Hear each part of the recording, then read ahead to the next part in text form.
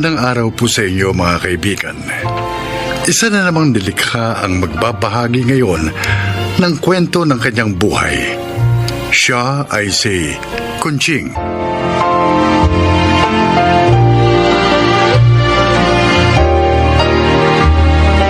Ako po ay 60 taong gulang at naninirahan sa Bulacan.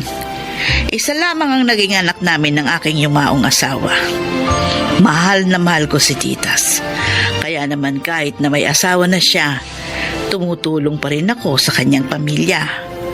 Ngunit ang masakit, pumanaw si Titas at ang kanyang kabiyak nung lumubog ang barkong kanilang sinasakyan. Mula noon, ako na ang bumuhay sa aking 3 apo. Pakinggan ninyo ang aking isasalaysay. Lola, bakit nagtinda pa rin kayo ng isda? Sabi niyo po masakit ang ulo niyo. Kanina pa yun na po. Uminom na ako ng gamot sa sakit ng ulo. At saka, wala tayong panggastos, Blessy. Kailangan nyo ng baon. May project pa nga sa school tong Kuya Junior mo. Pasensya na po kayo, Lola. Dahil sa aming magkakapatid, nangihirapan po kayo. Ay, Junior, apo ko kayo. Kayo ang alaala sa akin ng aking anak. At mahal ko kayo. Kaya hindi ko kayo magagawang pabayaan. Hayaan niyo po. Pag nakatapos po kami ng pag-aaral, kayo naman po ang paglilingkuran namin. Totoo po yun, Lola Kunching. Hindi na po kayo mahihirapan. Salamat, Junior. Blessy. Masaya ako sa naririnig kong yan sa inyo. Naku, tama na nga yung usapan na yan. Baka magkaiyakan pa tayo ng gusto. Oh, Blessy, kunin mo itong natirang mga isda. Ito ang iuulam natin. At susunduin ko naman sa school si Neneng. Ngayon ang kuhaan ng card nila kailangan daw parents o guardian yung kukuha. Kaya ako nang pupunta. Bukas ka na lang sumundo sa kapatid mo.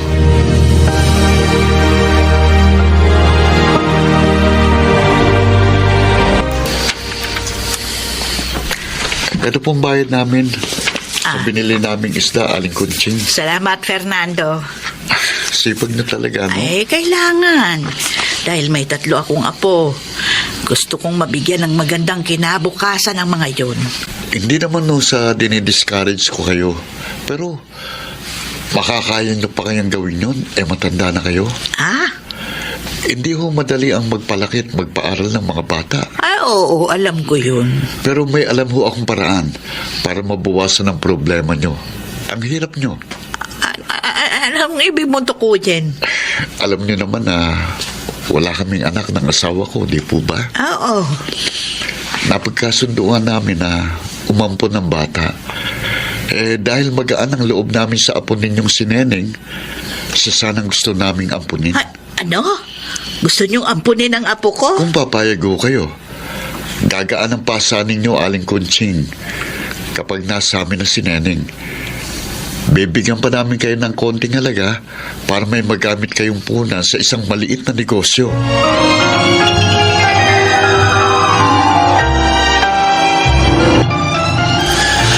Lola, please. Huwag po kayong pumayag. Huwag niyo po ipaampun si Neneng. Ayaw po namin magkahiwa-hiwalay kami magkakapatid. Mga apo, naikwento ko lamang sa inyo yung sinabi ni Fernando, pero hindi naman ako papayag. Hindi ko kayang mapalayo kayo sa akin. Hindi bali nang mahirapan ako sa pagtatrabaho. Maitaguyod ko lang kayo. Magtatrabaho din po ako, Lola. Maglilinis po ako ng mga sasakyan para makatulong sa inyo. Anong nangyari sa iyo, Kuya Junior? Bakit putok ang labi mo? Sinuntok ako ni Bobot. Yung siga doon sa carwash ni Mang Nato. Bakit? Ano bang kasalanan mo? Wala naman. Naiinis lang siya. Dahil sa akin nagpapalinis ng sasakyan yung mga mayayamang customer doon kanina. lalo siyang nagalit nung binigyan ako ng malaking tip. Sobra talaga yung bobot na yun. Inggitero. Sabi nga ni Edong, lahat ng bago doon, binubuli ni Bobot. Pag nalaman niya ni Lola, tiyak, magagalit yun. Ay, talagang magagalit ako. Lola? Barangay natin yan. Alam niya, bobot na yon. Masyado siya. Porket payat ka, kinakaya-kaya ka. Pero Lola, kung ipapabarangay pa natin siya, baka lalo lang siya magalit sa akin. Apo, hindi ka dapat pumayag na nabubuli. Wala ka namang ginawang masama. Kaya ipagtatanggol ka ng lola mo.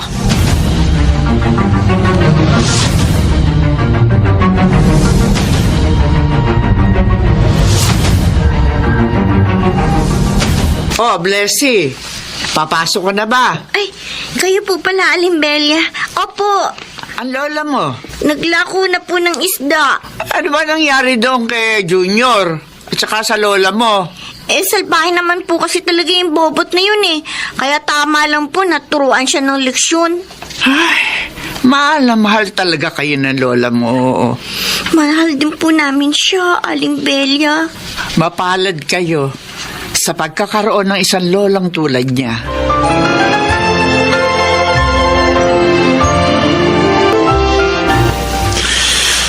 Kamusta na si Neneng, Blessy? Hindi pa rin bumababa ang lagnat niya, kuya. Dapat kasi, kagabi pa sinabi mo na yan kay Lola. Hindi ko naman alam na nilalagnat siya eh. Kanina ko lang nalaman. Kasi kanina lang siya nagsabi sa akin. Napainom mo na ba siya ng gamot sa lagnat? Oo, 2 beses na. Pero may lagnat pa rin siya eh. Bakit kaya? Tapos kuya, may napansin pa ako sa kanya. Ano yun? Ang dami niyang rashes. Ha? Naku, sana dumating na si Lola. Para madala na sa doktor ang kapatid natin. Para malaman natin kung anong sakit niya.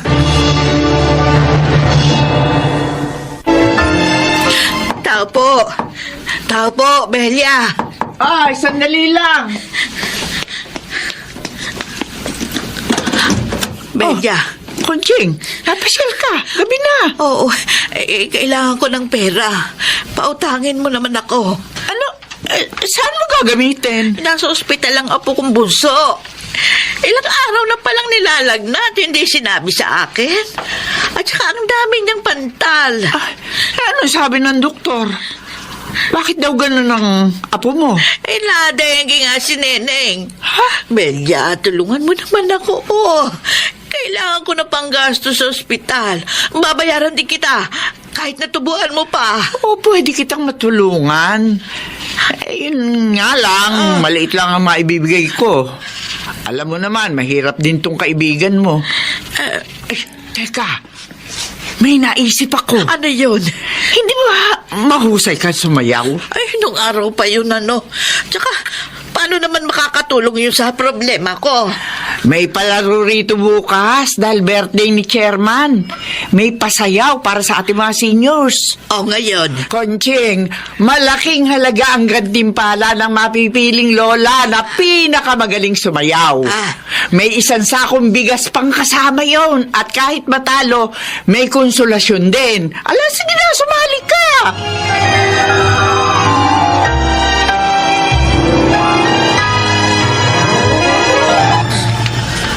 Ngayon naman, ang susunod nating kalahok ay si Aling Kunching.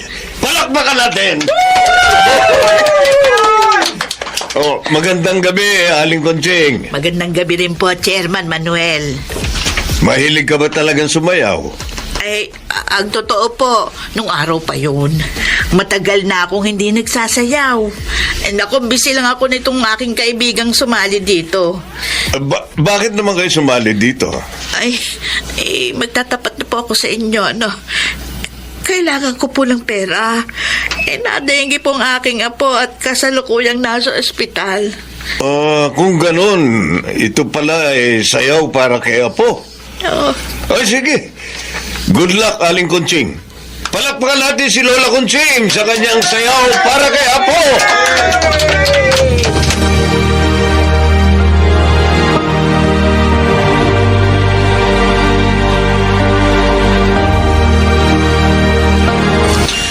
Bakit kayo Nagtataka na nga rin ako, Blessy. Sabi niya, gagawa lang siya ng paraan para magkapera. Nang may panggastos naman tayo dito sa ospital. Kawawa naman si Lola, kuya. Ang dami na niyang problema dahil sa atin. Blessing! Ay, Junior! Lola, mabuti naman po dumating na kayo. May ipinabibili pong doktor, Lola. Akin ang reseta. Mabibili ko na yan, mga apo. May pera na tayo. Nakahiram po kayo? Hindi. Nanalo ako sa contest para sa mga matatandang tulad ko. Ako ang napiling pinakamahusay sumayaw.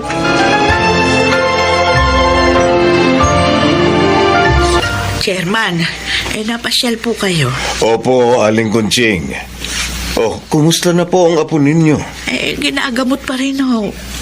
Alam niyo ba, nag-viral ang post ko sa internet. Nang larawan niyo na umiiyak habang sumasayaw. Ho? Naantig ang marami sa kwento niyo na isinulat ko doon. Kaya maraming nagpadala ng tulong sa inyo. Totoo po. Ohoho. Kaya hindi niyo na problema ang pagpapagamot sa inyong apo. Pati pag-aaral nila. May sasagot na rin. Ay, naku, salamat po, Diyos ko. Lutas na ang aking problema. Chairman, maraming salamat din po. Luha ng kagalakan ang dumaloy sa aking mga pisngi ng mga oras na iyon. Nang dahil sa isang sayaw, nalutas ang aking suliranin at nalubos ang aking kaligayahan. Kapiling ang aking mga apo. Tunay ngang sa bawat suliranin ay may solusyon. Ako si Kunching. Ito ang aking buhay. Mga nagsiganap, Rosana Villegas, Angelo Alcantara, Chiquit del Carmen Amor, Phil Cruz, Susan Robles, at Leonel Benjamin. Naglapat ng angkop na tunog, Jerry Mutia. Sa musika ni Buboy Salonga, supervisyong teknikal, Eric Lucero at Bong Muyar. Ito'y mula sa panulat ni Telma Corporal Alcantara. Creative Consultant Phil Cruz. Katulong sa produksyon Anjing Cruz. Sa direksyon Salvador M. Riades. Ito ang aking buhay.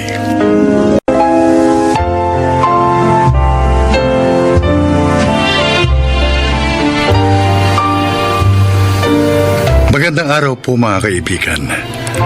Maririnig natin ang isa na namang nilikha na nagbahagi ng kwento ng kanyang buhay upang kapulutan ng aral.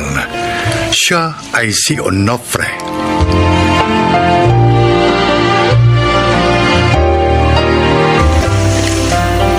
Years old na ako at naninirahan dito sa Las Piñas. Mahigit na 20 taon na akong manggagamot at masasabi kong dahil sa profesyong ito, guminhawa ang buhay ko. Pakinggan niyo ang aking kasaysayan.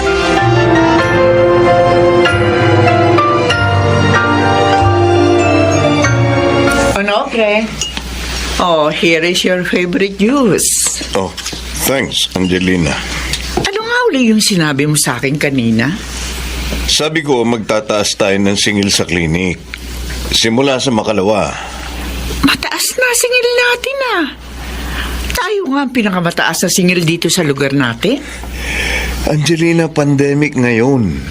At halos lahat ng mga kasama kong doktor nagtaas ng singil sa kanilang mga klinik. Kaya dapat lang na gayahin ko sila para hindi naman ako talo. Paano tayo malulugi? Una, hindi naman tayo umuupa ng lugar. Pangalawa, 2 tayo nagkiklinik. Ikatlo, dati nang mataas ang singil natin. Dahil nga yun ang gusto mo. Mababawasan ng mga pasyente natin dahil nga online consultation muna ang gagawin natin. At saka, ayos lang naman yun eh. Dahil sa loob ng 30 minutes, isang pasyente lang ang aasikasuhin natin. Kaya okay lang kahit magdagdag tayo ng singil. Kaya pala malungkot kayo, Mami. Naiisip ko lang kasi, Yung bang mga hindi na magpapakonsulta dahil nga walang pera, at ang iba naman, hindi na makaya ang singil namin sa klinik.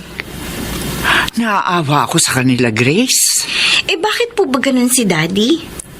Parang puro pera na lang ang importante sa kanya. Marami naman tayong property. Naisip ko rin yun, anak. At isa pa, pandemic ngayon. Maraming tao ang nawalan ng trabaho. Very untimely naman ang pagtataas niya ng consultation fee. I know. Ang totoo, ayoko rin ng kanyang desisyon. Pero kilala naman natin ang daddy mo. Pag sinabi niya, hindi na mababago yun.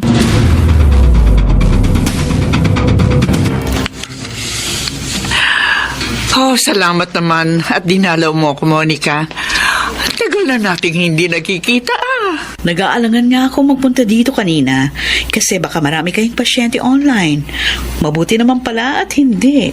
Actually, nabawasan ng malaki ang bilang ng mga pasyente namin ngayong pandemic. Baka dahil takot ang mga tao na magpa-doktor. Ay, palagay ko, hindi yun eh. Kung hindi dahil sa pagtataas namin ng singil, baka hindi na makaya nung iba. Kaya, hindi na lang nagpapacheck up. O kaya baka lumipat sila sa ibang mas mababa ang singil kesa sa inyo. Well, maaaring tama ka.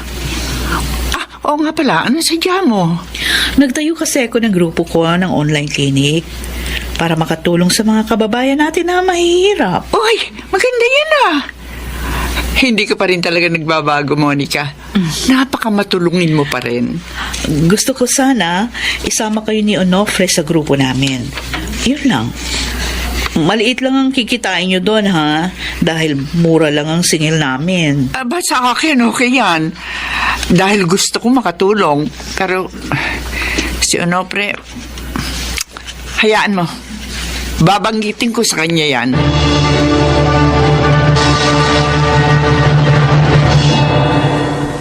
At pumayag ka naman. Mabuti ang layunin ng grupo ni Monica, Onofre, kaya walang dahilan para tumanggi ako. Pues, ako ayoko. Ano? Onofre, nakakahiya naman kay Monica. Kaibigan pa naman natin yung tao. O, hindi ko naman sinisira ang pakikipagkaibigan natin sa kanya. Ang ayoko lang ay yung sumama sa grupo nila. Bakit ba ayaw mo? Online din naman yun.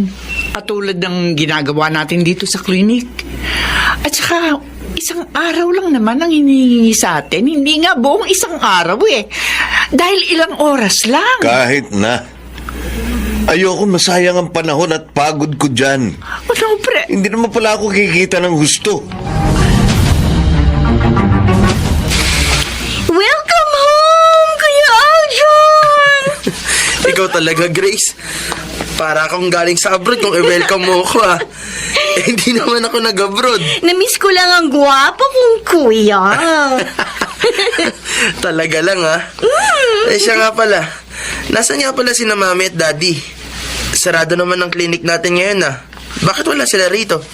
Si Mami kasama sina Tita Monica sa grupo nila. Nagbibigay sila ng tulong online. Yung online consultation ba sa mga mahihirap na nangangailangan ng medical assistance. Aba, okay yun At si Daddy naman, nasa clinic ng friend niyang doktor. Nagkiklinik din siya doon. Doon kasi kikita siya ng gusto. Hindi tulad sa grupo ni na Tita Monica. Yun. Hanggang ngayon ba, ganun pa rin si Daddy? Ay, walang pagbabago, kuya. Nagtaas pa nga siya ng singil dito sa clinic natin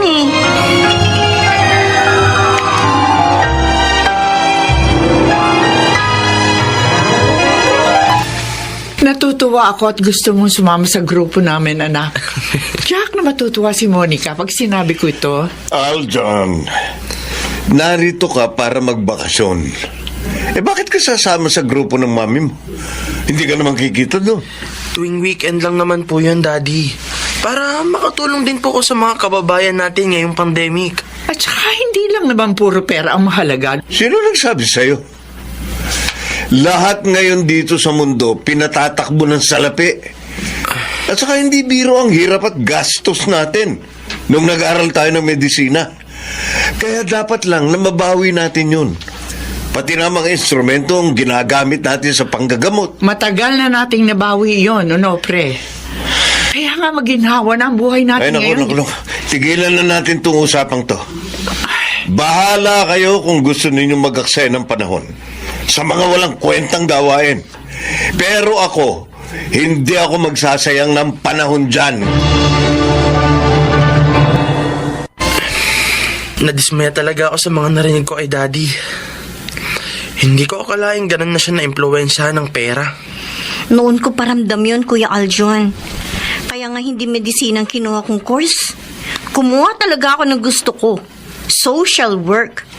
Dahil ayoko maging tulad ni Daddy. Alam mo, sa totoo lang, hindi ko siya idol. Mas hanga pa nga ako kay Mommy kaysa sa kanya. Ako naman, kaya nag-medicine dahil yun talaga ang pangarap ko. Gusto ko yun para maalagaan sila ni Mami. At upang makatulong na din sa mga may sakit na nangangailangan ng tulong. Pero sa inuugali ni Daddy, nahihiya ako. Ipinagmamalaki ko pa naman siya sa mga kaklase ko. Yun pala, ganun ang ugali niya. Nakakahiya. Hindi alam ni na Grace at Aljon na narinig kong kanilang pag-uusap. Bakit ganun? Bakit parang hindi ako ikinararangal ng mga anak ko? Masama ba talaga ang ginagawa ko? Hindi ba karapatan ko naman yun? At saka, para din sa kanila ang ginagawa kong pag-iimpok. Pero bakit pati si Angelina ayaw sa ginagawa ko? Ano ba ang mali ko? Oh, may tumatawag sa cellphone ko. Sino kaya ito? Oh, Dr. Pepito Gonzales.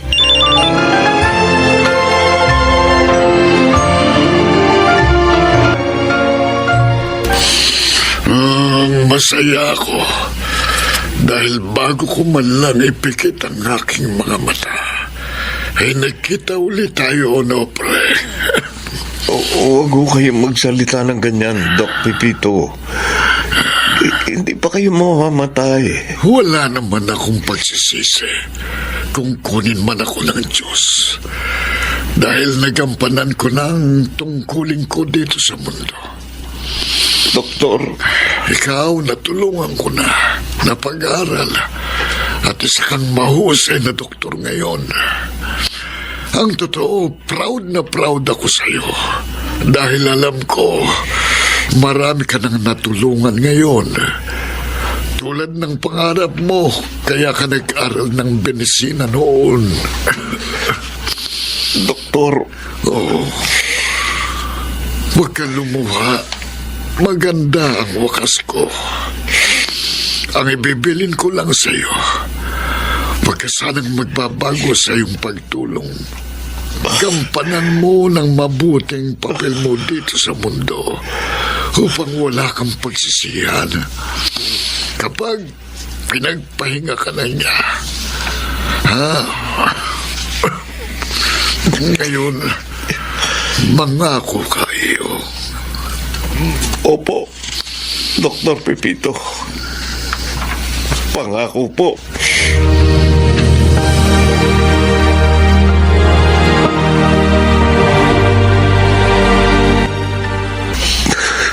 Ano, pre? Bakit? Bakit ka umiiyak?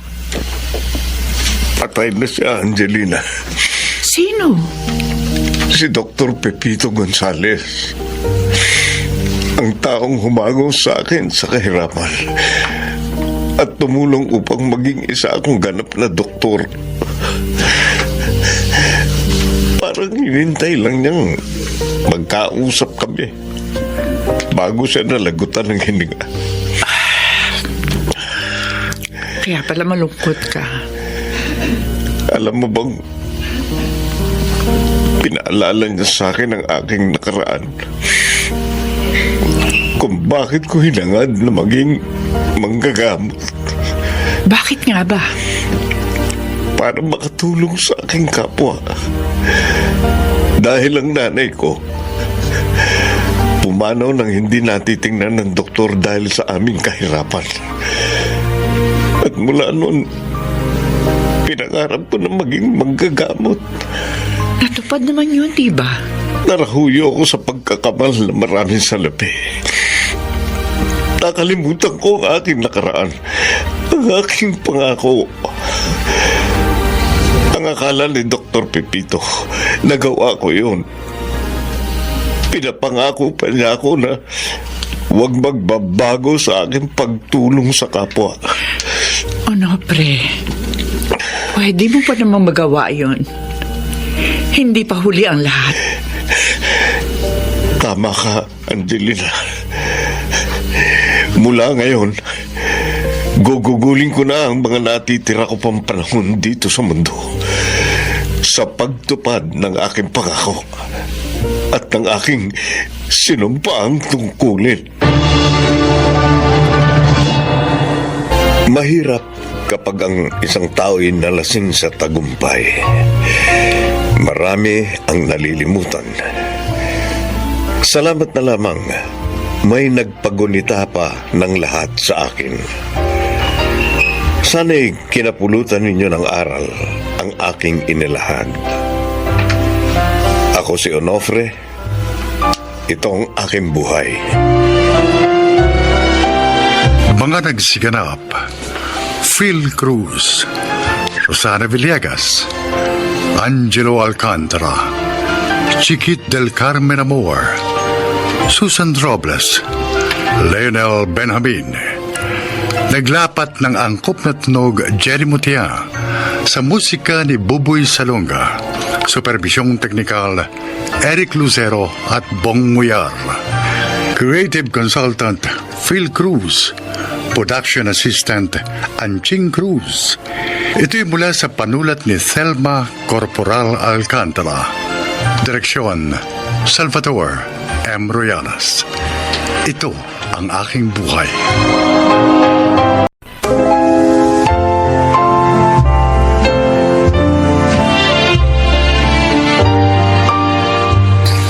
Mga kaibigan, sa araw na ito, marinig po ninyo ang testimonya ng isang nilalang na nais ibahagi ang kanyang kwento upang kapulutan ng aral. Siya po ay si Sally. Isa akong ina sa 3 mga supling. Ngunit ang tawag na ina ay hindi nararapat sa akin. Sapagkat inabandon ako ang aking mga anak sa loob ng halos 3 dekada nang dahil sa kahirapan. Pero ngayon, gusto kong itama ang aking mga pagkakamali at punan ang lahat ng mga pagkukulang ko sa aking mga anak. Ito ang aking buhay.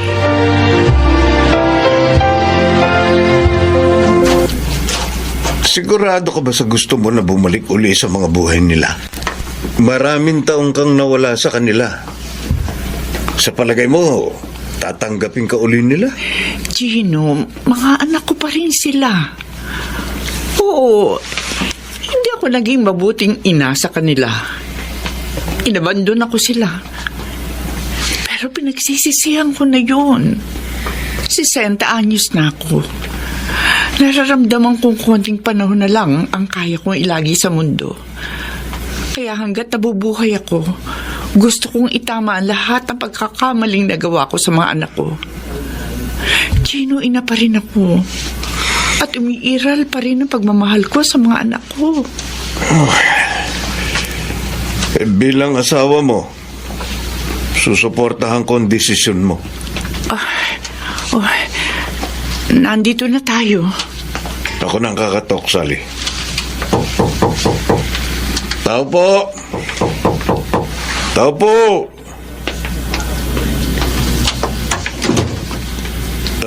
Pasensya na ho sa abala. Ito ba ang bahay ni na Jimena de los Santos? Opo. Dito nga po nakatira si Auntie Jimena. Sino po sila? Pakisabi, nandito si Sally. Sandali lang po. Tita Jimena? May mga bisita po kayo. Si Sally daw po. Ano, Sally? Opo! Ate Jimena, Sally? Oh, Diyos ko! Sally, ikaw nga!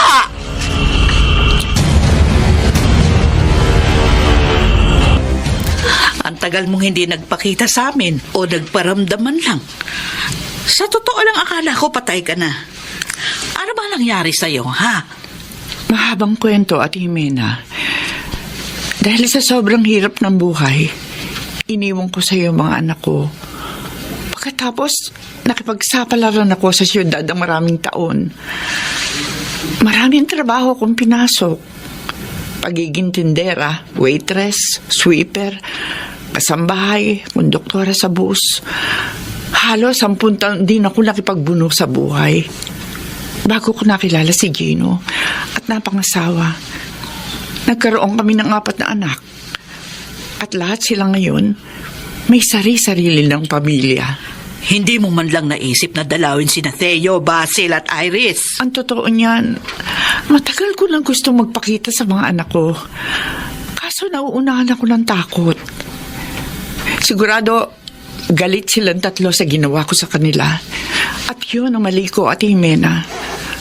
Kasi walang araw o gabi na hindi ako binabagabag ng aking konsensya. Ate, sorry. Nung umalis ka at iniwan mo sa akin ang mga anak mo, nagpakaina agad ako sa kanila. Pinunan ko lahat ng mga pagkukulang mo. Minahal, inaruga, pinakain, at pinag-aral ko sila ng mahabang panahon. Aawa ng Diyos, nagbunga din yung mga paghihirap ko. Si Theo, engineer na. Si Basil naman, isang certified public accountant. Si Iris naman nag-aaral ng paggawa ng mga alahas. Wala pa silang mga sariling pamilya pero masasabi ko, successful na sila sa buhay. Maraming salamat, Ate Jimena. Ay kaya lang, hindi ko alam kung magiging masaya ba sila kapag nalaman nilang ikaw ang kanilang ina. Ate, handa ko naman tanggapin anumang masasakit na salita ang bibitiwan nila sa akin.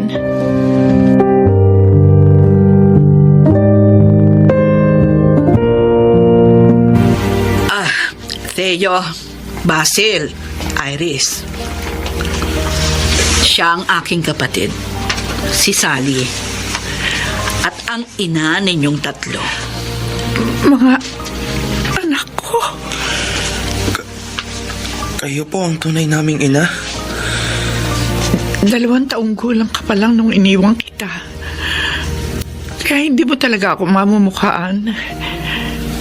Pero nagbalik ako sa inyo para itama ko ang lahat ng aking pagkakamali at mapunahan ang lahat ang pagkukulang ko sa inyo bilang isang ina. Mama, sanggol pa lang ako nang iniwan ninyo kami. Pero alam niyo po ba, matagal kong hinangad na isang araw, babalik ka sa amin. Ang tagal po namin kayong hinintay. Patawarin niyo ako, mga anak. Wala na po sa akin kung nagkamali man kayo noon. Ang mahalaga, nagbalik kayo. Ma, payakap po. Oo naman, anak. Salamat, Iris. Pinatawad mo pa rin ako sa kabila ng lahat. Theo, Basil, patawarin niyo na ang inyong mama kung malaki man ang naging kasalanan niya sa inyo. Eyo, Basil. Ma! Anak ko.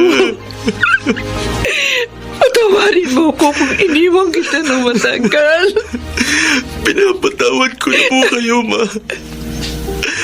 Masaya po kaming magkakapatid kasi nagbalik na po kayo. Pero ako hindi. Hindi ako masaya. Eyo, Akala nyo mapapatawad ko kayo sa ilang dekadang pag-abandona mo sa amin? Hindi. Kaya hindi mahalaga sa akin kung bumalik ka man o hindi. Theo! No, Ate Jimena. Kahit kailan, hindi ko kikilalanin ang babaeng yan bilang ina ko.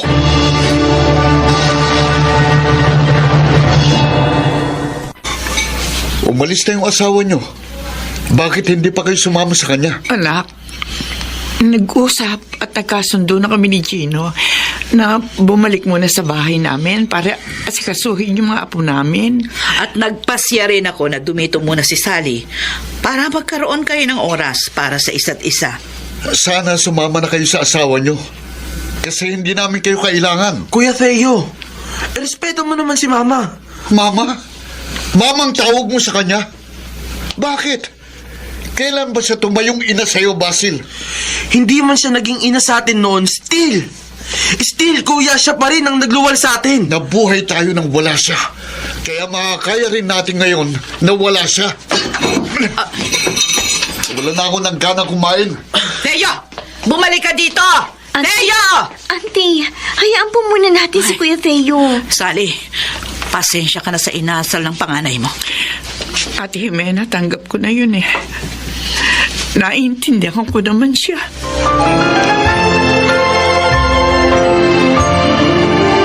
Engineer Theo, ito yung progress report natin sa Masagana Homes 2. Our project is well praised by our investors. Magandang balita yan. Anyway, ina-expect din nila na magiging successful itong Parker Building na ginagawa natin, ha? Kaya kailangan din nating pagtuunan ng pansin. Teka, ano yun? Ano yun? Ha? Engineer, gumuguho ang building! Hindi! Mababagsakan tayo ng mga batong pagas!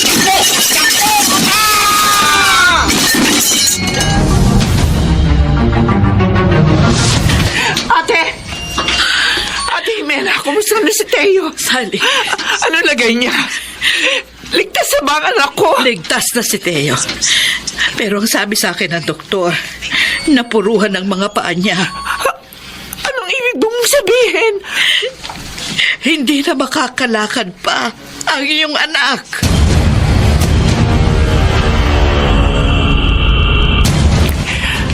Teo, nandito na tayo sa bahay. Magluluto muna ako ng pananghalian natin, ha? Maiwan ko muna kayong dalawa ni Teo, Sally. Siya nga pala. Nagpalit na kayo ng kwarto ni Basil. Dito ko na ngayon sa dati niyang kwarto sa ibaba. Para hindi mo na kailangang umakyat pa ng hagdan. Halika. Ihahatid kita sa bago mong kwarto. Hindi na, huwag na. Hindi na kailangan. Kaya kong pagulungin ang wheelchair ko na mag-isa. Teo, anak. Hindi mo ba narinig ang sinabi ko? Hindi ko kailangan ng tulong mo. Kaya kong mabuhay nang hindi humihingi ng tulong sa'yo o kahit kanino. Diyos ko. Kailan kaya ako mapapatawad ang anak ko?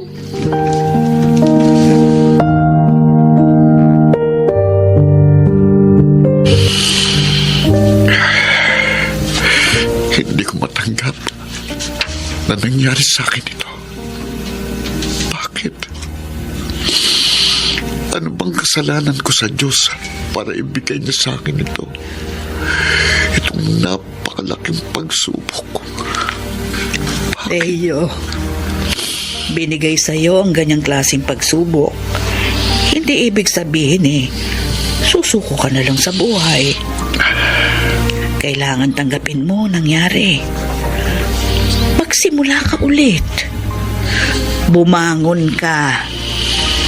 Marami ka pang pwedeng gawin sa buhay. Ang importante, buhay ka. Hanggat may hininga, may pag-asa. Ate Jimena. Ay, maiwan ko muna kayo ng mama mo. May aasikasuhin lang ako doon sa kusina.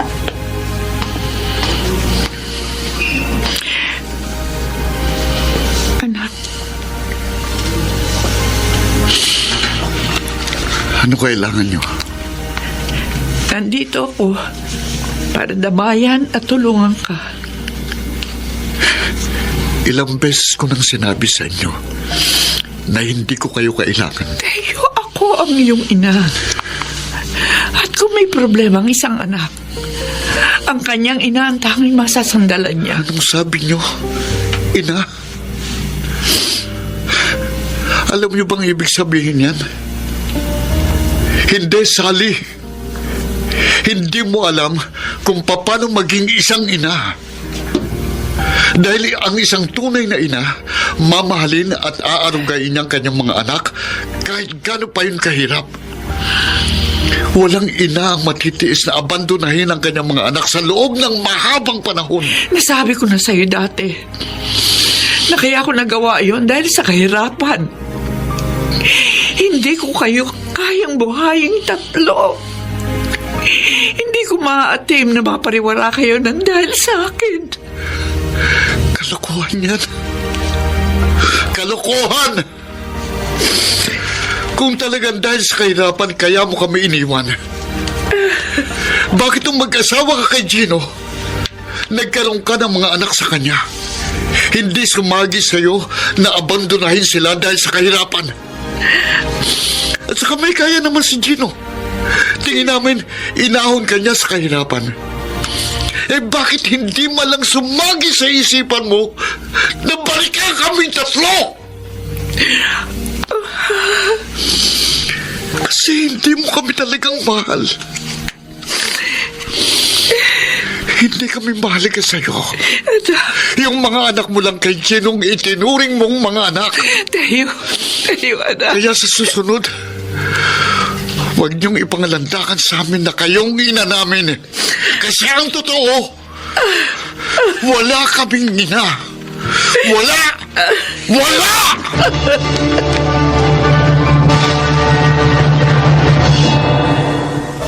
Auntie Jimena, nasan po si Mama? Bumalik na ang mama niyo kay Gino. Pero huwag kayo mag-alala. Nangako naman siya, dadalawin pa rin niya kayo. Theo, Basil, Iris, may aaminin ako sa inyo. Ano po yun, Auntie?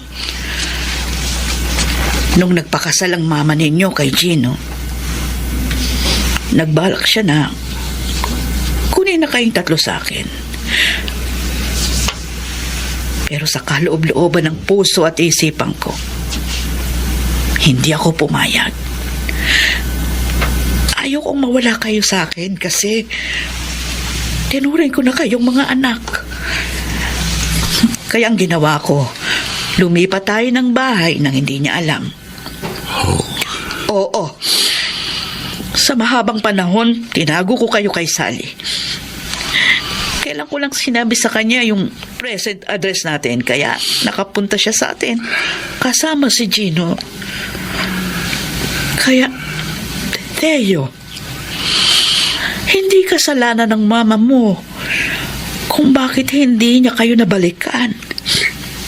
Ibig mo sabihin, Auntie Jimena, Hindi alam ni Sally. Ang totoo, pinagkait ko kayo sa kanya. Patawarin niyo akong tatlo kung naging makasarili ako. Nagawa ko lang yun kasi mahal na mahal ko kayo. Auntie, Kaya pakiusap. Patawarin mo na ang mama mo. Tanggapin mo na siya. Theo, mahal ka niya. Mahal na mahal.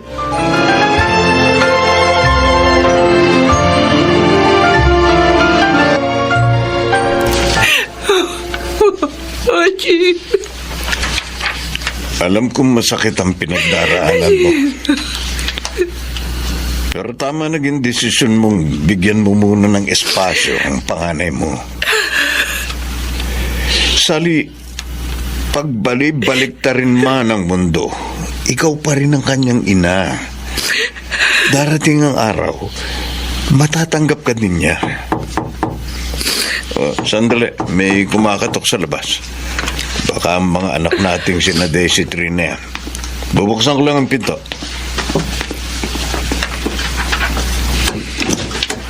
Oh. Sally, may mga bisita ka. Mama. Basil, Iris, mga anak ko, buti na pasyal kayo. May dala po kami mga pasalubong para sa inyo, Ma. Sana po, magustuhan ninyo. May kasama pa po kami, Ma. Ma? Anak, Ma?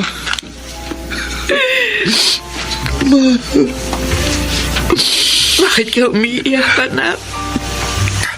Patawarin po ninyo ako. Kung nakapagbitaw ako ng mga masasakit na salita sa inyo noon. Patawarin niyo po ako kung hindi ko kayo agad natanggap bilang aming ina.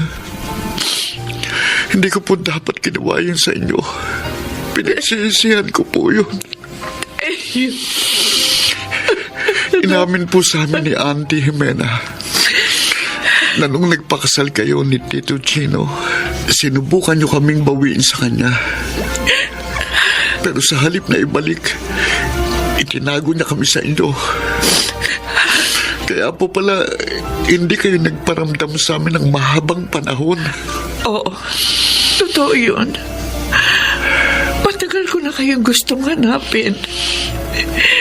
Pero hindi ko alam kung saan ako magsisimula. Pero huwag sana kayo magalit sa Tita Jimena nyo. Hindi naman po kami galit kay Auntie. Na-realize lang din po namin na wala kayong kasalanan. Masana, mapatawad na po ninyo ako. Teo, kahit kailan, hindi ako nagalit o nagtampo sa'yo. Naiintindihan ko ang sitwasyon. Ang gusto ko lang naman makabawi sa inyong tatlo. At sana, hindi pa huli ang lahat. Hindi pa ho. Tinatanggap po namin kayo ulit sa buhay namin. Mahal na mahal po namin kayo. Tama po si Kuya Theo. I love you, Ma. I love you din po, Ma. Ay, naku. Payakap nga sa mga anak ko. Ma, Ito na siguro ang pinakamasayang parte ng buhay ko. Maraming salamat po, Panginoon ko.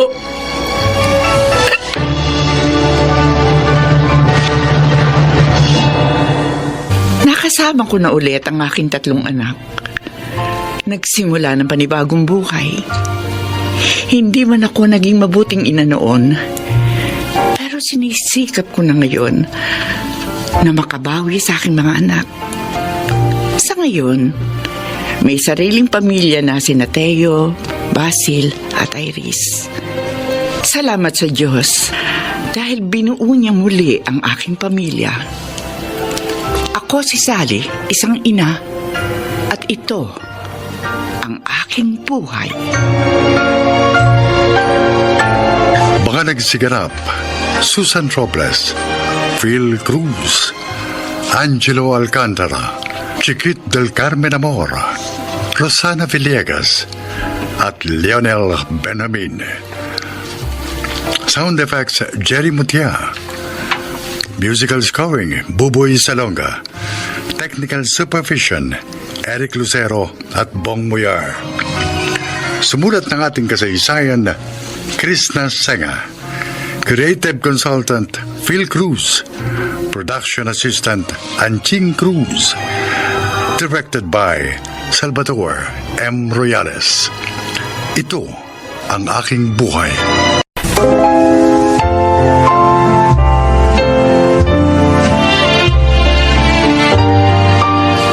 Mga kaibigan, sa araw na ito ay maririnig po ninyo ang testimonya ng isang nilalang na nais ibahagi ang kanyang kwento upang kapulutan ng aral.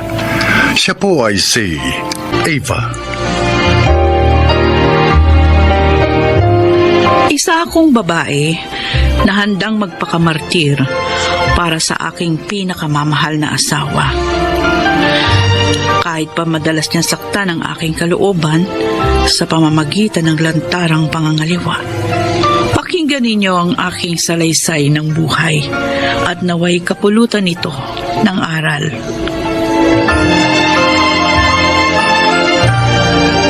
Jed, anak, baka gusto mo pa ng spaghetti o ubusin mo na ito. Sige po, ma. Si Papa po pala. Kailan pa po ba siya uuwi sa atin? Ewan ko, anak. Di ko alam kung kailan uuwi yun. Sayang nga eh. Ilang araw na lang. Magbabagong taon na. Nag-away po ba kayo bago siya umalis ng bahay? Oo. Nadiscover ko meron siyang kapit. Pinapili ko siya kung sino sa amin ang gusto niya. Ay, syempre. Mas pinili niya yung kanyang kabit. Kaya ayun, umalis na siya. Ganun po ba? Ma, bakit ganun po si Papa? Ang totoo, matagal ng kabit niya yung crystal na yon. Nung una, kaya ko pa na hindi kumibo. Pero itong nagdaang buwan, ang sakit-sakit na. Gusto niyo na po ba siyang hiwalayan? Minsan pumapasok na yan sa isipan ko. Pero anak, kasi kapag naiisip kita, ayokong lumaki ka na sira ang pamilya natin. Matagal na pong sira ang pamilya natin. Simula nung magtaksil siya sa inyo. Ayoko naman pong magdusa kayo ng dahil lang sa akin. Kung palagi lang niya kayong sinasaktan, hiwalayin niyo na lang po si Papa. Jed, Kayo lang naman po ang mahalaga sa akin. Tatanggapin ko po kung maghihiwalay kayo. Ang gusto ko lang naman po, makita ko kayong masaya ulit. At hindi nyo mararanasan ulit yun kung nasa poder pa tayo ni Papa.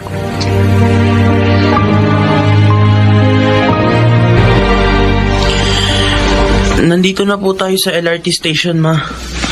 Ayun po si Papa, oh. Nagtatrabaho po sa ticket booth.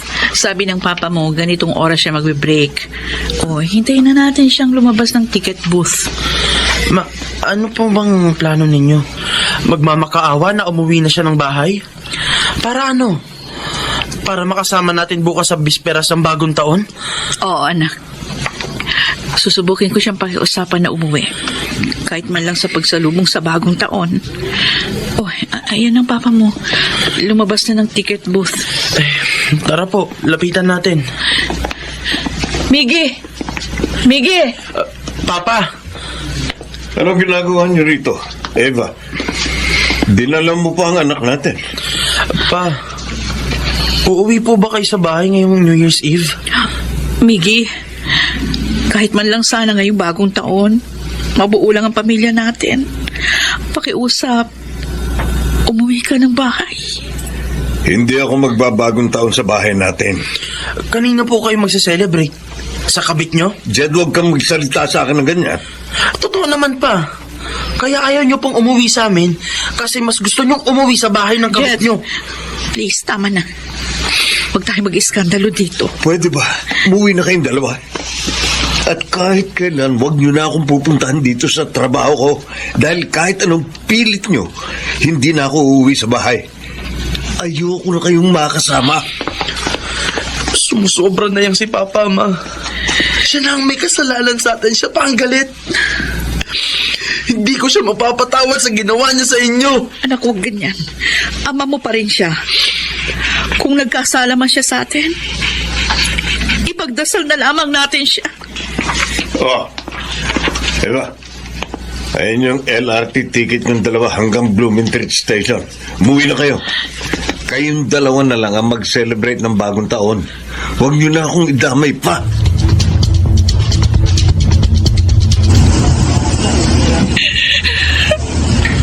Ma, nakatingin na po sa atin ang ibang pasahero. Huwag na po kayong umiyak. Hindi niyo dapat iniiyakan si Papa. Malapit na ba tayo sa Blumentritt Station? Opo, malapit na. Ito po yung panyo ko. Punasan niyo po ang mga luha niyo. Salamat, anak. Oh, ayun, napunasan ko na. Tara na, Ma. Nandito na po tayo sa Blumentritt Station. Hihinto na po ang tren. Ano?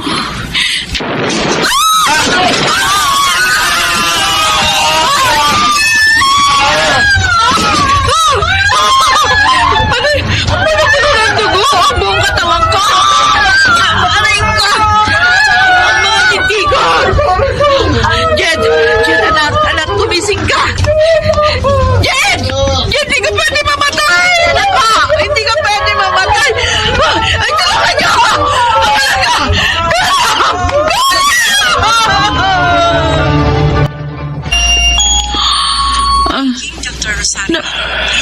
Nasaan ako?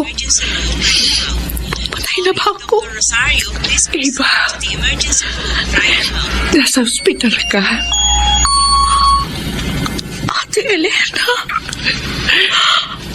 ang mga binti ko.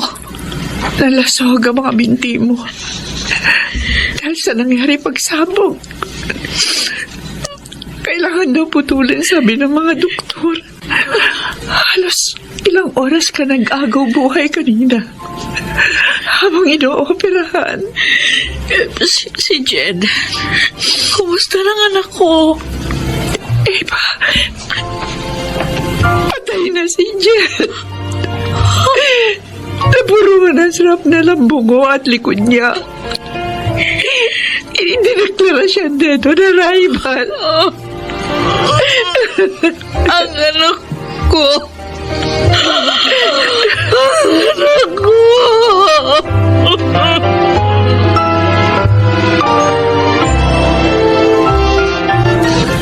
Kasalanan ko lahat. Hindi sila masasawi kung hindi ko sila iniwan. Magse-celebrate ako ng bagong taon.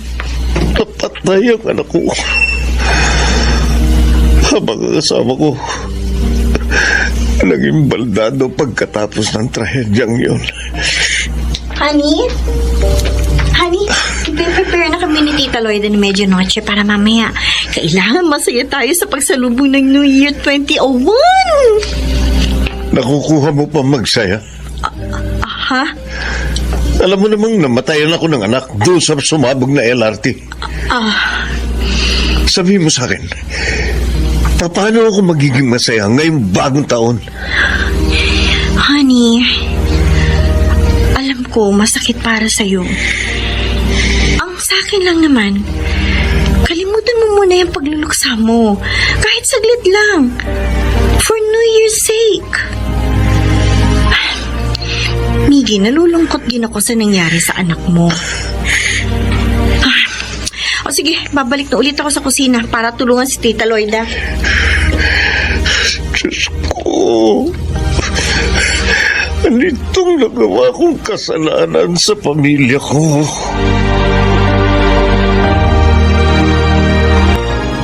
Buti naman, Miggy.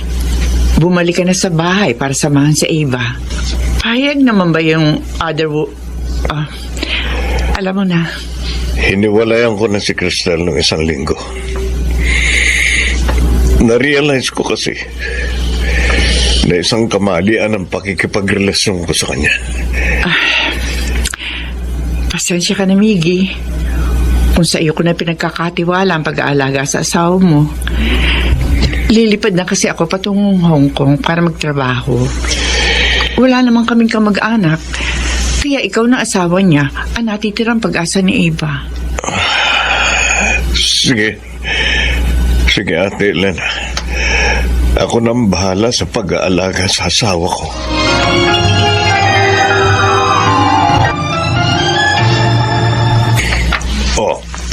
Ayan. Ayan. Ibababa na kita sa kama mo, ha, Eva? Yan. Ang bigat mo pa rin, kahit wala na yung parehong binti mo. Salamat, Miggy. Dito ka na ba titira uli sa bahay? Oo. At ako na mag-aalaga sa'yo.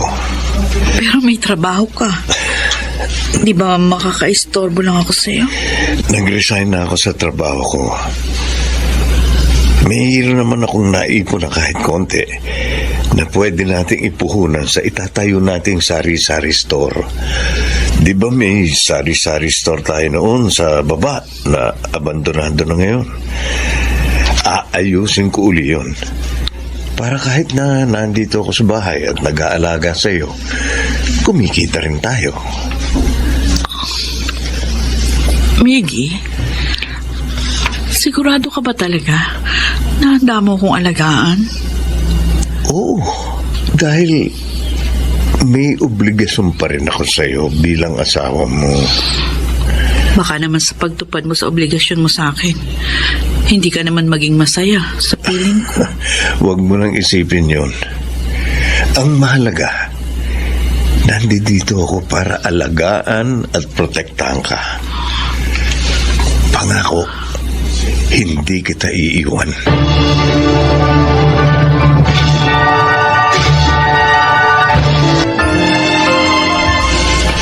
Oh, kumusta ka dyan, Eva? Ayos lang. Kanina pa kita pinagmamasdan. Ang sipag mo. Ikaw na yung tagalaba, tagaluto, tagalinis ng bahay. Ikaw pa rin yung nag-aasikaso ng tindahan. Tapos inaalagaan mo pa ako. Baka naman magsawa ka na niyan. Hindi ako magsasawang paglingkuran ka. Mickey, Bumabawi ako sa iyo dahil ang dami kong kasalanan na nagawa sa pamilya natin. Hindi kayo mapapasama ni Jen sa trahedyang yun sa LRT kung hindi ko kayo iniwan. Eva, hindi ako dapat nangaliwa. Hindi ako dapat naging pabayang ama at asawa. Ang dami kong pinagsisisihan sa mga maling desisyon na nagawa ko. Mickey, Tatawarin mo ko kung naging makasarili ako, kung naging masama akong asawa. At pangako, hindi na yung mauulit. matagal na kitang napatawad. Salamat, Eva. Salamat at binigyan mo ko ng pangalawang pagkakataon para itama ang mga nagawa kong mali. Mahal na mahal kita. Mahal na mahal ko kayo ni Jen. Ako rin. Hindi ako nagsisisi na ikaw ang aking minahal.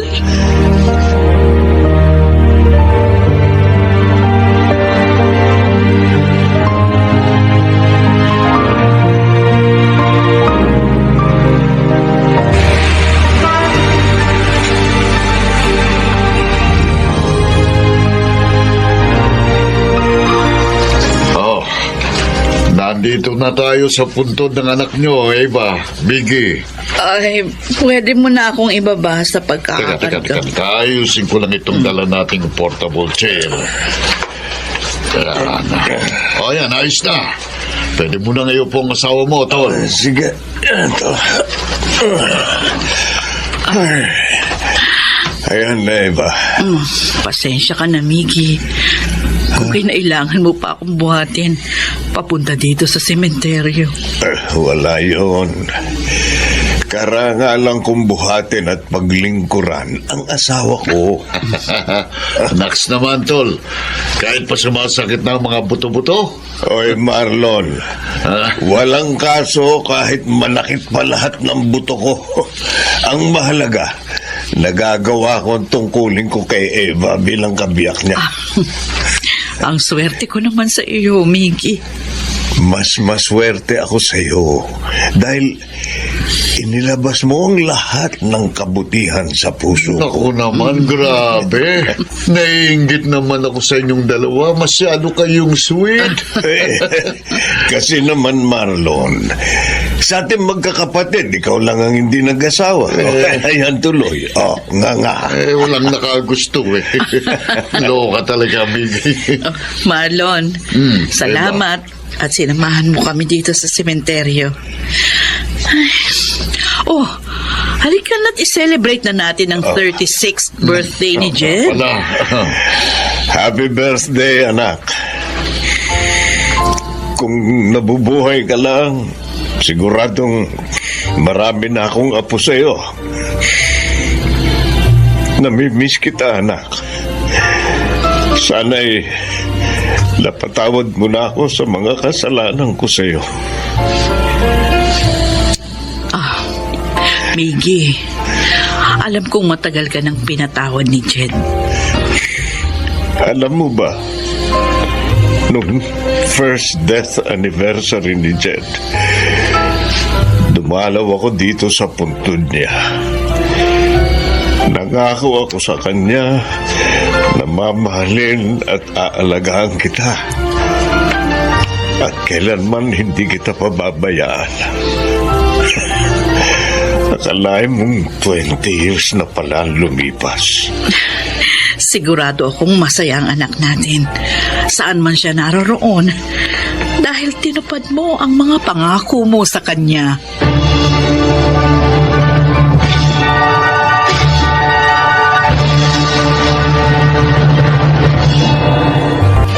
Dalawampung taon na ang lumipas simula nung LRT bombing noong 2001. Eto ako ngayon. Masaya na sa buhay. Kapiling ang aking pinakamamahal na asawa. Tanggap ko na ang nangyari sa akin noon at ginagawa ko na lamang inspirasyon ang nakaraan para mag-move forward sa kinabukasan. Wala na akong mahihiling pa dahil ibinigay na sa akin ng Diyos ang lahat. At ibinigay niya yon sa pamamagitan ng aking asawang si Mickey. Ako si Ava. At ito ang aking buhay.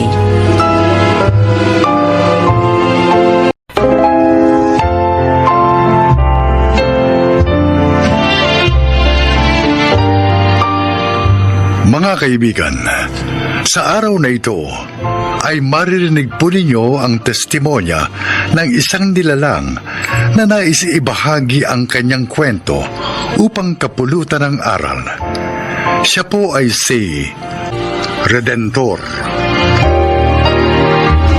Iginagalang at kinatatakutan ako dahil sa aking katungkulan. Marami na rin parangal ang aking natanggap dahil sa paghabol ko sa mga kriminal. Pero lahat ng yon ay isang malaking pagbabalat kayo lamang. Hayaan niyong isalaysay ko ang aking buhay. Hindi niya ako dapat maabutan. Kailangan makalayo ako sa kanya.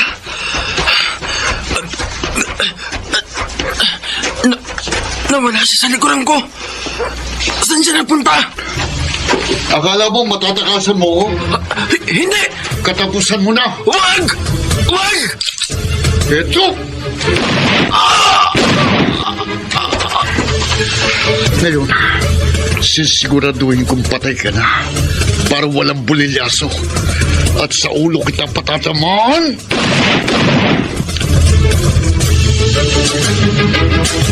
Yari na ba? Walang sablay, boss, at malinis. Good. Tama lang sa kanyang mawala na sa mundo. Dahil isa siyang hudas. Malaking problema siya sa ating sindikato. O sige na. Magpalamig ka muna. Tatawag na lang kita kung may ipayayari ako sa'yo. At yung bonus mo, nakadeposit na sa account mo. Dinagdagan ko na. Dahil nasihan ako sa trabaho mo. Salamat, boss. Maasahan mo ako lagi. Lalo na kapag haya ko sa droga. Kahit sino papatayin ko. Kahit sinong hadlang at sisira sa ating organisasyon. Tulad ng ibang ipinayari mo sa akin. May isang tao na inonsi tayo. Hindi siya nagre-remit ng pinagbenta niya ng droga. Malaking halaga yon. Pinasusubaybayan ko na siya sa iba nating tauhan. At kung hindi siya magpapakita sa loob ng 2 araw, siya ang susunod na yayarin mo. Areglado, boss. Ginabi ka na naman. Ano ba pinagkakaabalahan mo? Palagi na lang ganitong oras ka kung umuwi. Marami akong kasong inaasikaso. Maraming krimen ang nangyayari ngayon sa ating syudad. Bilang opisyal na pulis, katungkulan kong siguruhin ang katahimikan ng ating lugar. Kaya pinagmamalaki kita rin dito rin. Tapat ka sa iyong tungkulin bilang isang alagad ng batas. Kaya naman iginagalang ka't kinatatakutan. Karapat dapat ka sa mga parangal na natatanggap mo. Oo naman. At hindi ko sisirain ang pangalan ng pamilya natin. Pangako ko yan sa'yo. Si Cherry nga pala. Hindi pa ba umuwi? Abi, nagpaalam kanina. Down daw muna sa barkada niya matutulog. May tatapusin daw silang proyekto ng mga kaklase niya. Kailangan na raw kasi sa school yun eh. Ganun ba? Sa susunod, huwag mong basta-basta pinapayagan ha. Lalo na't hindi ko alam. Alam mo naman ang panahon ngayon. Hindi tayo nakasisiguro. Mahirap na. Mahal na mahal ko ang anak natin. At hindi ko matatanggap kung may masamang mangyayari sa kanya.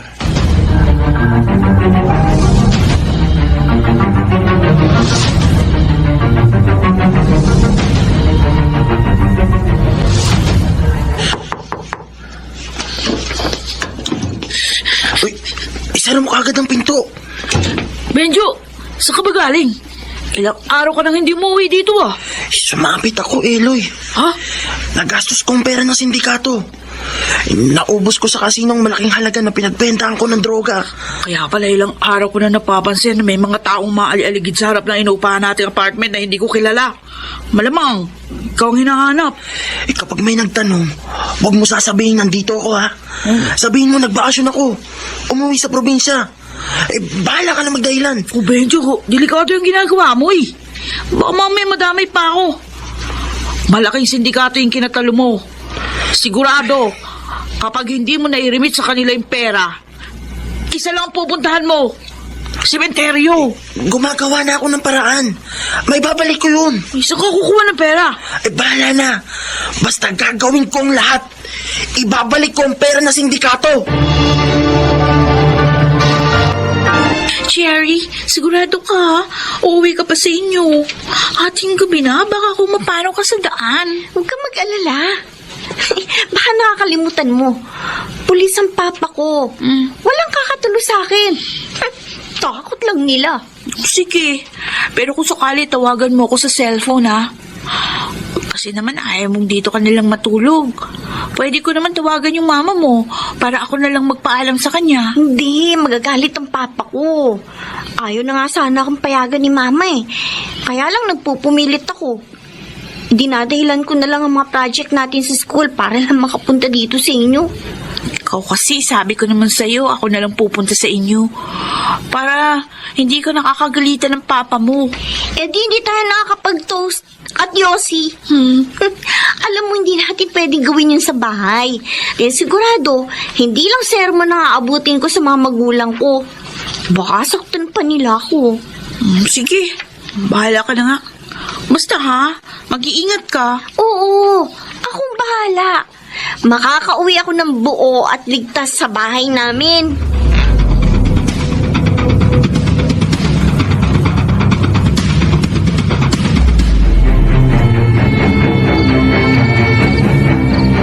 Hello, boss.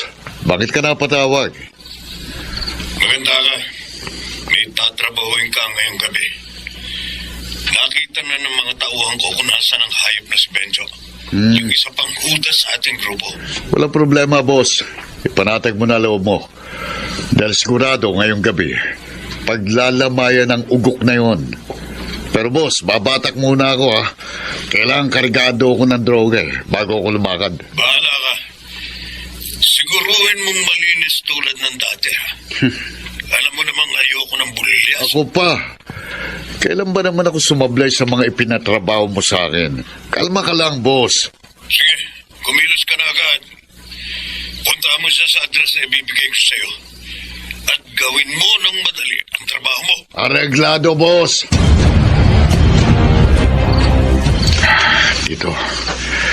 Dito ako mag-aabang. Itong lugar na sinabi ni Boss Redentor. Handa ako ng palko. At sa oras na makita ko siya, katapusan na niya. Ayun. May lumabas sa loob ng apartment. Si Benjo. At mamadali siya. Susundan ko na. Hindi siya dapat makalayo sa paningin ko. Katapusan mo na, Benjo. Dahil isa kang hudas. Ang hirap namang sumakay ng taxi. Sabi ko naman kasi kay Papa, ibili niya na ako ng kotse para hindi ako nahihirapan pag-commute ko eh. Ayaw naman niya. Dahil bata pa raw ako. Baka daw maaksidente ako.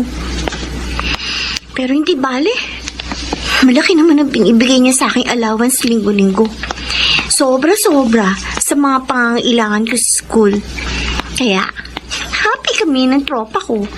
Dahil kaya namin gumimik kahit saan. Hudas ka na ngayong hudas ka! Huwag! Ano yun? Huwag! Etong bagay sa'yo! Binaril ng mama yung lalaki! Ito po! Ay! Binaril niya pa na 2 beses sa ulo! Kailangan makatakas ako dito! Kailangan makalis ako! Sino?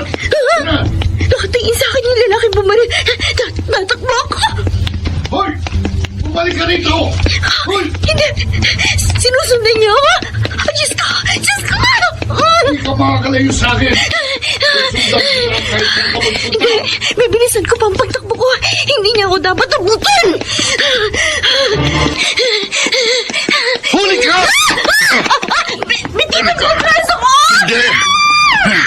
Nakita mo kung paano kong binaril si Benjo? Ayoko ng bulilyaso kaya dapat walang testigo. Wag po!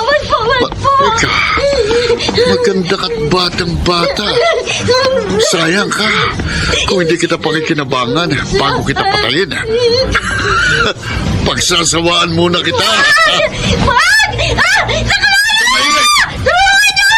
Tumahimik ka!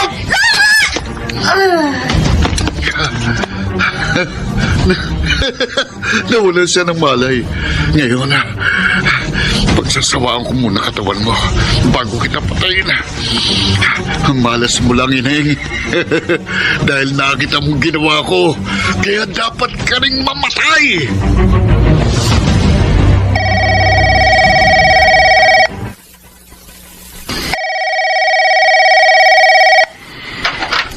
Hello.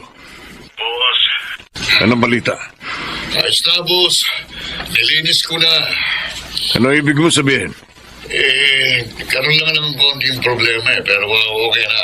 Ano? Kasi, boss, may nakakita sa akin Isang batang babae. Maganda. Niyari ko na rin. Pero bago ko sa patayin, pinagsawaan ko muna ang katawan niya. Champion, boss! Jackpot ako, virgin pa Ikaw talaga. Basta babae, wala kang patawad. Oh. Ba't umiyak? Nasa labas sa mga kasamahan mong pulis. No, boss. Si Jerry. Ano nangyari kay Cherry? Ginahasa daw siya pinatay kagabi. Hello? Ano? May problema mo ba? Julio, ginahasa at pinatay ang anak ko kagabi. Hindi kaya anak ko biniktima mo? Hindi ako sigurado, boss. Anong sinasabi mo? Hayop ka, Julio. Kapag anak kong pinatay at ginahasa mo, magtago ka na sa pinanggalingan mo. Dahil ako mismo ang papatay sa'yo. Redentor, ano ba? Tinatanong kita anong sinasabi mo? Tayo na, puntahan natin ang anak ko. Gusto kong makita ang anak ko.